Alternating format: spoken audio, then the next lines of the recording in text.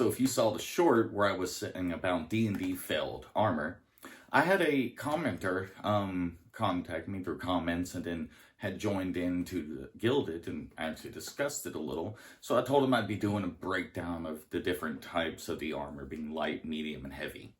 So I'll be going into why we added power as a stat in the stat video coming later. Be on the lookout for the D&D failed stats to see why we decided to add extra stats. But we wanted to have an armor system that made a lot more sense. So we have on our to hit system, we have it to where you can miss below by enough to offer a counterattack from martials.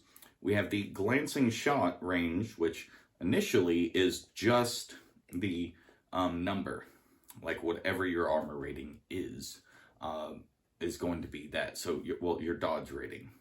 So once you hit the dodge rating, you actually have to surpass it in order to hit. Now, the reason this is done is because we wanted to build in something with shields being able to extend that range. So that's where that comes in. And later on, we'll be going over how D&D failed shields and how the D20 core system did not.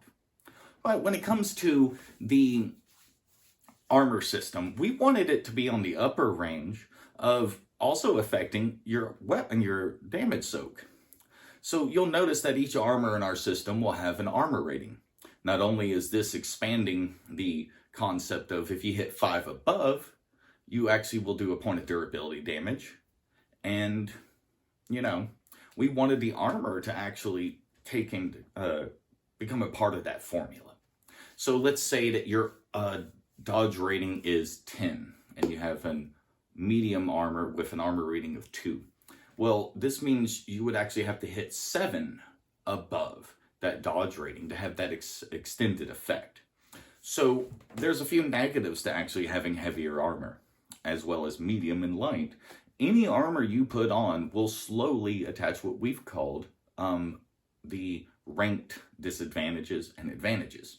So what this will do is this will add an extra point of difficulty up to 3, and also can remove it for the ranked advantage side. So this is a way to slightly alter the effects and impact on your character profile's ability to maneuver in combat and things like that. High enough up, you start losing a bit of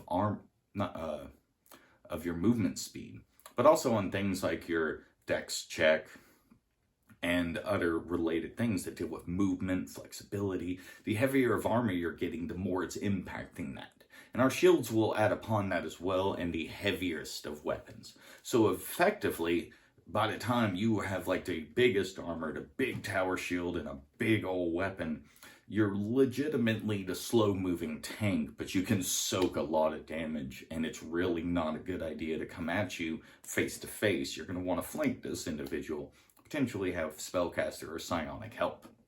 So our armor system was doing, and we wanted to make sure it actually did justice.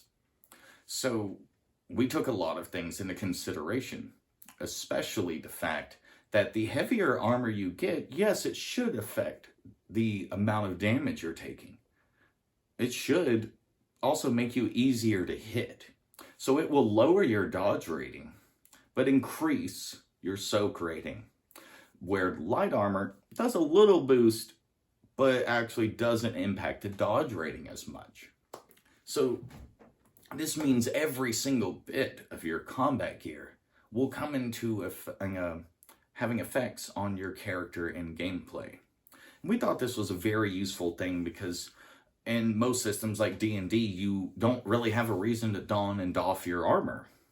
And we were actually going to have Mastercraft versions that allowed you to build a sleep in them, where other armor you wouldn't build a sleep with medium and heavy armor. So light armor is the way to go, except it's not if you're building certain builds.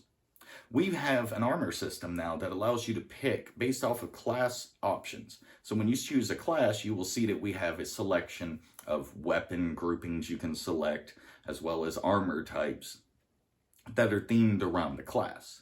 So in the end, we'd love to hear what y'all think about this. I've spent years improving the 5e system up to the OGL situation and decided to turn my 5e supplement into the D20 core system. So this shouldn't be much of an improvement or change when it comes to people used to 5e. Other systems, maybe so, but Pathfinder 2e and 5e D&D, these should be right up your alley. A lot of this, like I said, is just a translated version to our character profile of what we were going to be doing with 5e. But I've lost respect for WotC and Hasbro, and we won't put anything out for them. Only for fans will we be putting out something, because I still love D&D. But when we get to Kickstarter, one of the stretch goals will be how to translate D&D modules and adventures into the D20 core system. So if you'd like to see more, join into the Discord, be on the lookout, because we're about to be posting this week our playtest document, at least round 1 of it. Now, little caveat, it's not going to have the combat gear in it yet, and it doesn't have basic encounters or the adventure module. We're on the last ends of it, but people keep asking us for the system. I had one commenter think, in his words, I had a folder with a few pieces of paper with unfinished ideas, and how dare I say that I have anything to bring to the table? Well, problem is, by the time people like Dungeon Coach and others started their system, we'd already been playtesting for several months. And you can say they don't have anything.